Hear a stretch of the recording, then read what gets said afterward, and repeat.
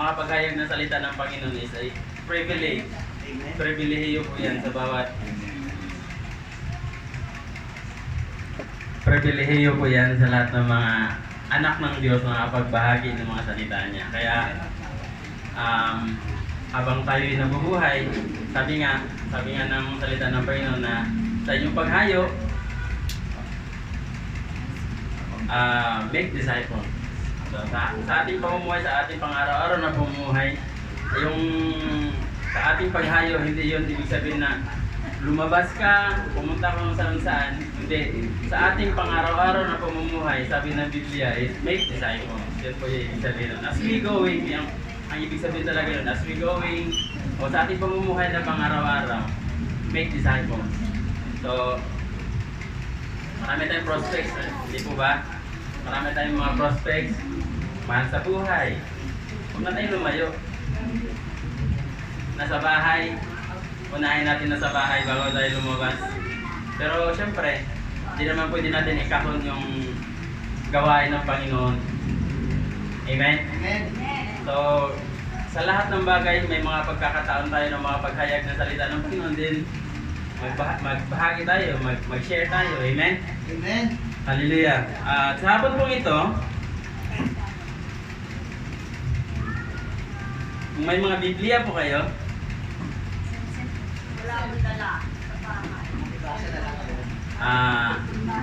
alam ko naman na marami sa atin dito, The Walking Bible na yata po eh. The Walking Bible. Kasi kaya nga di na lang dadala ng Biblia dahil na-memorize na nila yung from Genesis to Revelation. So they're the Walking Bible.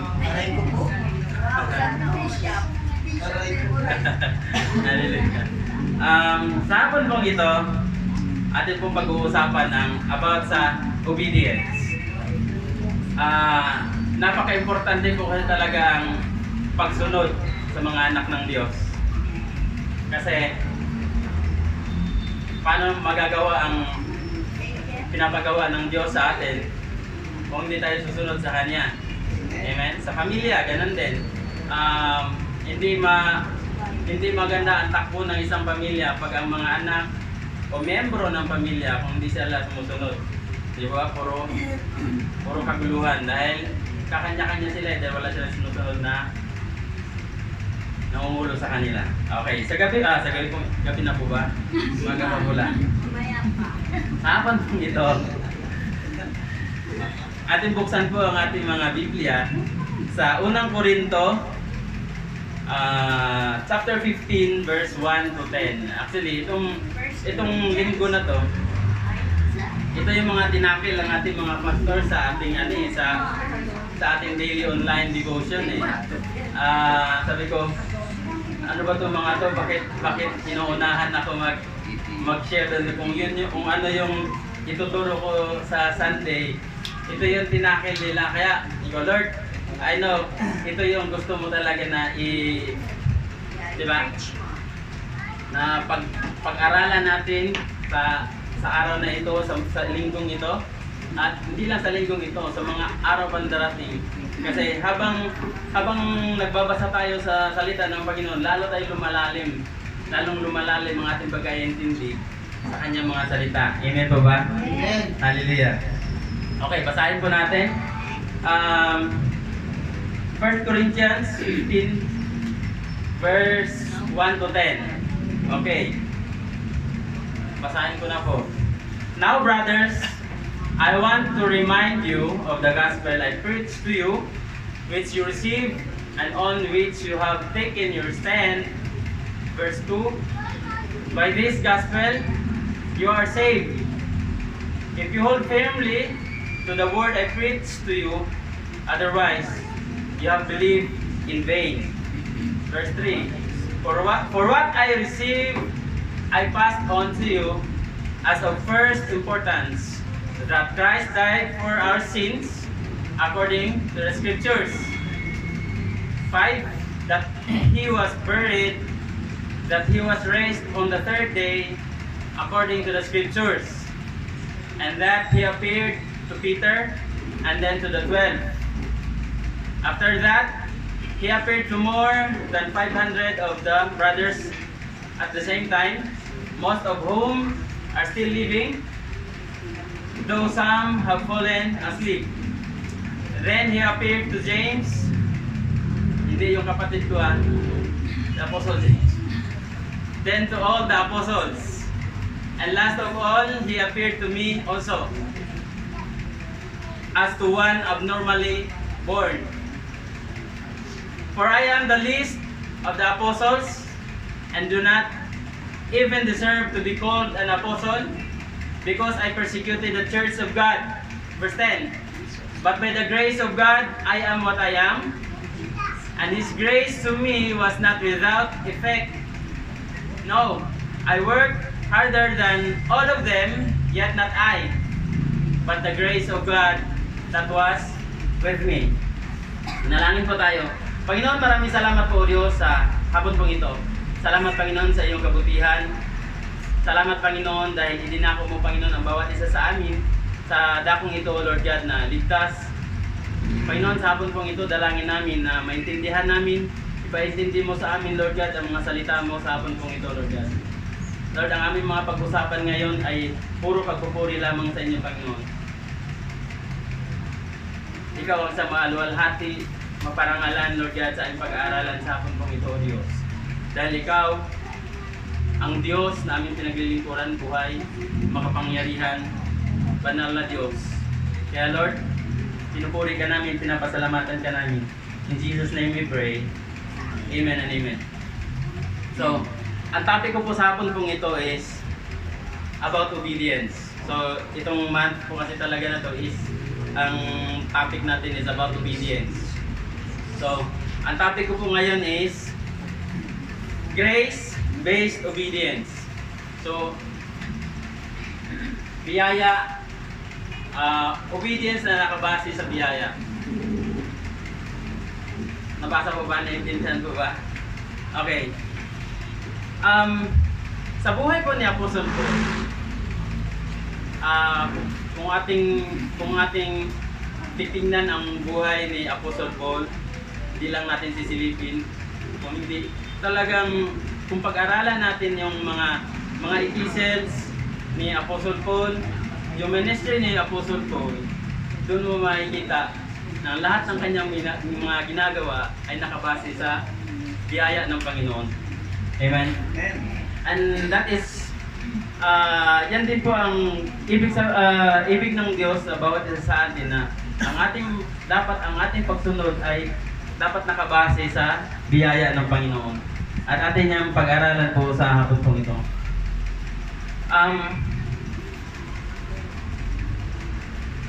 Ang obedience po ay nagre-require ng personal knowledge or personal experience. Amen po ba? Amen. Of that person na nagko-command sa atin. Kasi paano mo sa susundin kung hindi mo nga siya kilala? Paano mo sa susundin kung hindi mo nga siya na-encounter? Amen? And I do believe na all of us here encounter the Lord already. Amen? Amen. So, si Apostle Paul, di lang basta nakilala ang Diyos. Di po ba?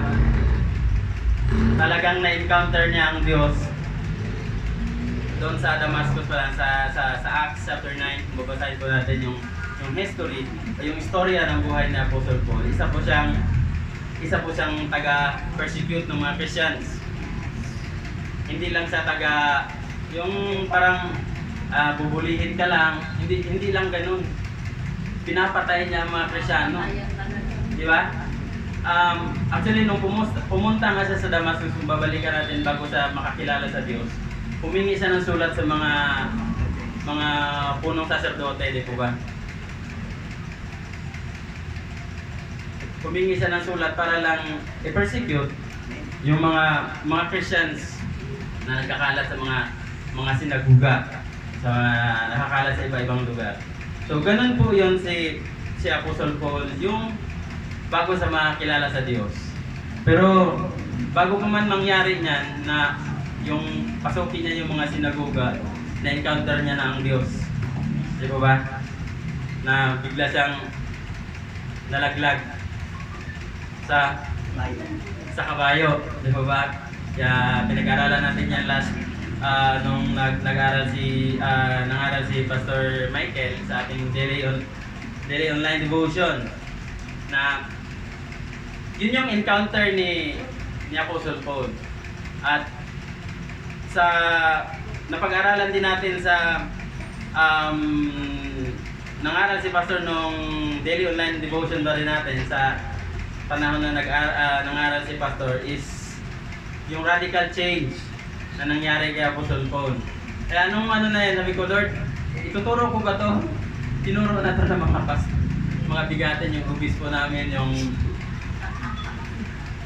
Higher than you are. Hallelujah. Amen. Kaya sabi ko, Lord, ituturo ko po ba to? Kaya sabi ng Lord na tuloy, kailangan ipangaral ng salita ng Panginoon na maintindihan ng mga anak ng Diyos. Hallelujah. Kasi yun nga, sa ating pagbabasa, pag-aaral ng salita ng Panginoon, lalo tayong lumalalim sa pagkakaintindi ng mga salita niya. At doon po natin makikita na ang pangangaral ni Apostle Paul, lagi siyang nakabase, nakaangkla lagi sa grasya, sa biyaya ng Panginoon. All na teaching ni Apostle Paul is grace-based na teachings. Yun po talaga yun. Marami nagsabi na yung pinanggagalingan ko po kasi Bible School, sinasabihan nila na extreme grace yung church na pinanggagalingan ko. Actually mga kapatid, kung pag-aaralan po natin ng Biblia, grace is extreme by nature. Amen? Extreme po talaga ang grace. Ang biyaya ng Diyos is extreme. Paano hindi mo masasabing extreme na nung ginawa ni Kristo dun sa cross ng Kalbaryo, binubugbog, sinasampal, dinudura-duraan? Ang sinasabi ni Jesus, Father, forgive them for they know not what they are doing. Isn't it extreme? Di po ba? Ang nature po talaga ng grace is extreme. Napaka-extreme po talaga. Kasi kung hindi extreme ang grace, wala tayong kaligtasan mga kapatid. Hindi makakayanan na lumipas si Jesus dun sa cross ng Kalbaryo kung hindi extreme ang grasya ng Diyos, ang biyaya ng Diyos. Amen? Amen. So that is why excuse me po, ating pag-aaralan na dapat sa ating pagsunod sa Panginoon ay dapat din po tayo ay nakaangkla sa biyaya ng Diyos sa ating buhay. Hindi lang po sa ministry, sa pang-araw-araw po na pamumuhay natin, sa lahat ng aspeto ng ating buhay ay dapat nakaangkla po tayo doon sa biyaya ng Panginoon. Kasi nga, pag-aaralan natin. Unang-una, bakit kailangan na nakabase sa biyaya ng Diyos ang ating pagsunod? Unang-una, it is modeled by Jesus Christ Himself. Modeled by Jesus Christ. Amen? Yung po yung sinabi ko kanina, ang grace po is personified by Jesus. Si Jesus po ang grace ng Lord, ng Diyos. Kaya, extreme po talaga ang pagmamahal ng Diyos sa atin. Diba? In Romans 5:8 nga sinabi, minahal na tayo ng Diyos nung tayo makasalanan pa. So extreme di po ba? Napaka-extreme po ng pagmamahal ng Diyos. Kaya minodel yan ni Jesus doon sa krus ng Kalbaryo. Nung namatay siya doon sa krus ng Kalbaryo, lahat ng pasakit sa kanya, lahat ng pagpasan ng cross, yun po ay picture ng grace ni Lord. At yun po yun ang dapat basihan ng ating pagsunod sa Diyos. Dahil kung kilala natin ang Diyos, kung gaano mo siya kakilala sa iyong buhay, kung ano na ba ang ginawa ng Diyos, kung gaano ba kalaki ang ginawa ng Diyos sa ating buhay, yun yung pundasyon ng ating pagsunod sa Kanya. Yun yung parang Kung sa negosyo ka, puhunan mo yun eh. Yun yung lakas mo, yun yung mag-drive sa'yo. Yun yung mag-drive sa atin kung anong ginawa ng Diyos. Hindi po maliit ang ginawa ng Diyos sa ating mga buhay, mga kapatid. Amen? Amen. Out of billions ng mga tao sa mundong ito, isa ang pangalan mo nakalista sa aklat ng buhay para iligtas ka ng Diyos. Yes. Di ba yung extreme, mga kapatid? Grabe. Napakabuti ng Diyos. Amen. Napakabuti ng biyaya ng Diyos sa ating mga buhay. Kaya, ang ating pagsunod ay dapat nakaangkla sa biyaya ng Diyos dahil una, ito ay minodel ni Jesus. Model by Jesus. Amen. Ginawa ni Kristo dun sa krus ng Kalbaryo. Pangalawa, bilisan lang natin ito, mga kapatid, kasi manok ako niya payuyo. Hallelujah.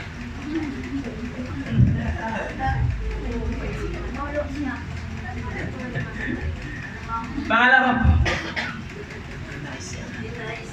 a grace-based obedience denies self but exalts the grace of God. So yun po yung sa nangyari po sa buhay ni Apostle Paul, sa lahat ng mga ginawa ni Apostle Paul, lahat ng mga achievements ni Apostle Paul, ay lagi niyang ine-exalt yung grasya ng Diyos sa kanyang buhay. Di ba ba? Sabi nga sa verse 9, dahil lang po sabi nga sa verse 9, for I am the least of the apostles, and do not even deserve to be called an apostle because I persecuted the church. So, doon yung pagpakumbaba ni Apostle Paul eh. Di ba? Hanggang sa 10, sinabi niya, but by the grace of God, I am what I am. So, whatever na na-achieve niya sa ministry niya, sa gawain niya sa Panginoon, sa Diyos, ay lagi niyang ine-exalt ang grace ni Lord. Amen? Amen. Lagi niyang ine-exalt yung grace ni Lord. At ibinababa niya ang kanyang sarili. Amen? Amen. Dahil yung kakayanan niya, yung abilidad ni Apostle Paul, alam niya sa kanyang sarili na hindi niya kaya gawin yun kung wala ang biyaya ng Diyos. Kung wala yung grace ni Lord. Amen? Amen. All the teachings, all the preachings of Apostle Paul is grace-based teachings. Grace-based na preaching. Amen. Lagi sa talaga siyang nakabase sa grasya. Bakit? Sa grasya kasi, sa biyaya ng Panginoon, wala yung ako. Wala yung ako dun eh. Kasi lagi niyang itinataas ang pangalan ng Diyos. Amen? Amen. Sa grasya ng Diyos, wala yung sarili nating mga gawa. Wala yung works natin. Ini-exalt natin ang gawa ng Diyos, yung ginawa ng Diyos sa ating mga buhay. Achievements, mga success na naganap, nangyari, mga blessings na dumating sa mga buhay natin. It is all because of the grace of God. Yung abilidad ng isang tao, ng anak ng Diyos, ay dahil yan sa grasya ng Panginoon. Amen. Kaya dapat doon nakabase ang ating pagsunod sa Diyos. Amen? So, yun yung ano ni Apostle Paul. Yun yung makikita mo sa kanya na sa lahat ng Apostle po, si Apostle Paul po ang nakasulat ng maraming epistle sa New Testament. Ilan po ba ang nasulat ni Apostle Paul? So, more or less 14. 14 epistles po ang nagawa ni Apostle Paul. 14 doon ang sa 27 books ng New Testament, 14 doon ay kay Apostle Paul na sinulat. Imagine? He has all the reason para magmalaki sa sarili. Di ba?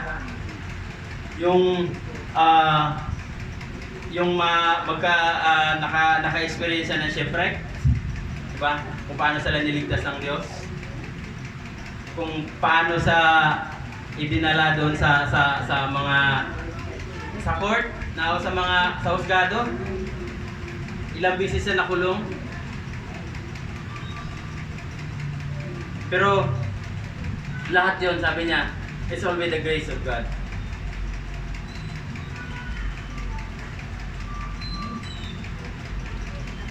Sabi sa verse 10, but by the grace of God, I am what I am.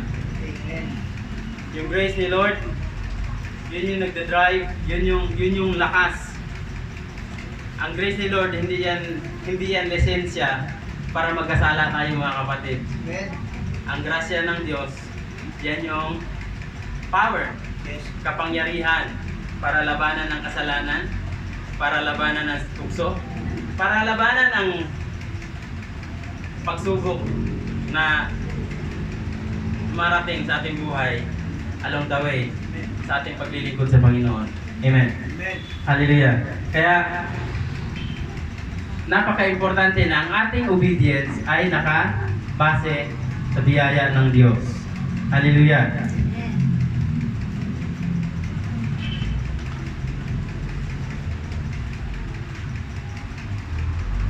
Pangatlo,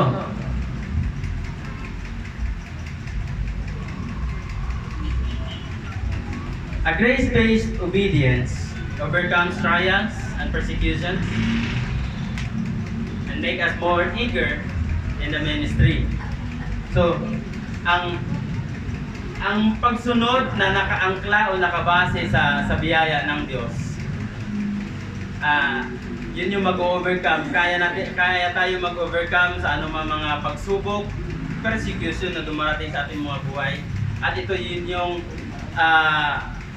lakas, kapangyarihan natin para lalo tayong sumunod o gumawa sa gawain ng Diyos na pinapagawa sa atin mga kapatid.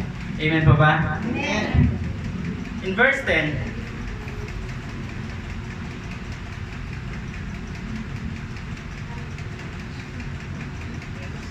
but by the grace of God, I am what I am, and His grace to me was not without effect.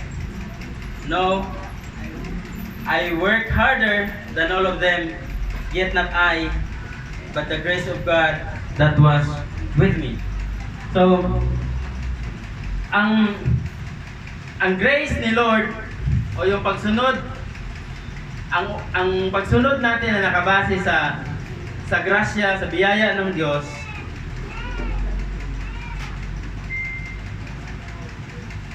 kakaroon tayo ng kalakasan na labanan kung ano man yung mga pagsubok gaya ng sinabi mo kanina at mga persecution sa buhay natin, and make us more eager to do the ministry. Kasi kung wala ang biyaya ng Diyos sa ating mga buhay, paano natin susundin? Paano natin sundin ang pinapagawa ng Diyos sa atin? Kung saganang atin lang o kakayanan lang natin ang ating gagamitin. Amen? Kahit mag-fasting ka pa mga kapatid ng 40 days and 40 months, kung hindi tayo nakabase sa biyaya ng Diyos, still nonsense. Still nothing. Without the grace of God. Kaya dapat ang ating pagsunod ay laging nakabase sa biyaya ng Diyos. Dahil sa biyaya ng Diyos, laging andun yung kalakasan eh. Yung abilidad natin, ang lagi nating tinataas ay yung Diyos na siyang nagbibigay sa atin ng ability. Yun yung nag-drive sa atin. Amen? Amen. Kaya, napaka-importante mga kapatid, ang biyaya sa pang-araw-araw natin na pamumuhay. Lahat ng aspeto sa ating buhay, kung paano ka magpalaki ng mga anak mo, paano ka magdisiplina, it is based on the Word of God, and it is based on the grace of God, mga kapatid.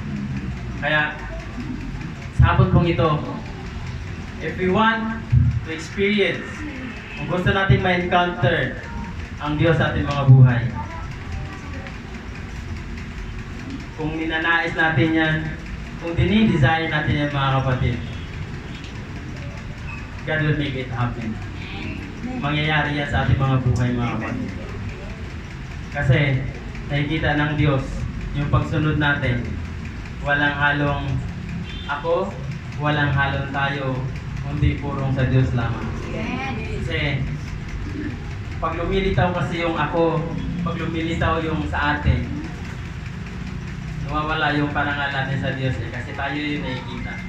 Kaya maraming pastor po na nagsasabi na pagdating sa pangangaral ng grasya na extreme. Why? Hindi kasi nila naintindihan thoroughly ang grasya ng Diyos. Kaya lang naman tayo nakaka-survive sa pang-araw-araw natin ng pamumuhay. It is because of the grace of God. Sabi nga ni Apostle Paul. Amen? So dapat nakabase ang ating pagsunod, nakabase sa biyaya ng Diyos. Lahat ng mga ginagawa, lahat ng aspeto ng ating buhay ay dapat nakabase o nakaangkla sa biyaya ng Diyos. Kasi napaka-extreme po talaga ng grace ni Lord. Amen. So, sa hapon pong ito, let's all stand. Tayo yung manalangin. May request all the praise and worship team.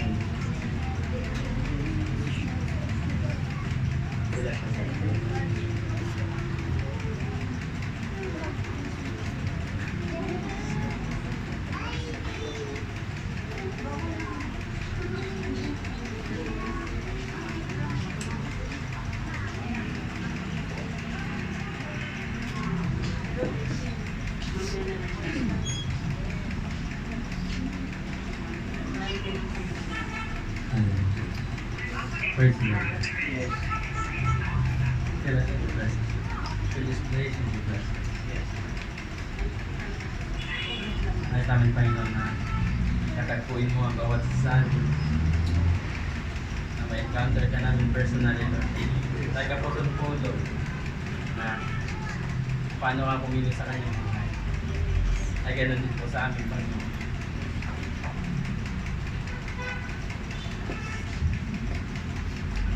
Hindi namin makakayanan, labanan ang mga pagsubok sa mundong ito, Panginoon, kung wala ang biyaya. Wala ang dakila mo pag-ibig ko, Diyos. Kaya Lord, tapon pong ito, power us, fill us with your presence, Holy Spirit.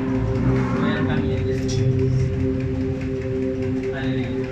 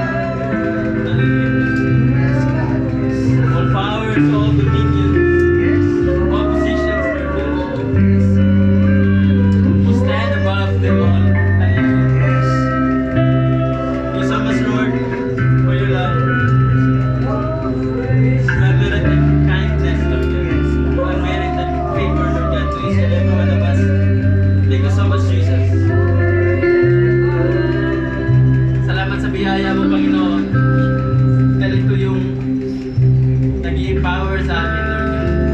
Salamat sa biyaya mo, O Diyos. Nakaka-survive kami sa pang-araw-araw namin na pamumuhay. Nakaka-survive kami. Kaya namin sumunod sa inyo dahil alam namin, Panginoon, your grace is with us, Lord Yes, God. Lord. Your grace empowers us. Yes, Lord. Kaya, pinupuri, pinapasalamatan ka namin, Panginoon. Lahat ng papuri, lahat ng mga achievements, lahat ng mga success ng mga anak mo, it's all because of your grace, Lord God, who was with us, Lord God. Pero, pinupuri ka namin, pinapasalamatan ka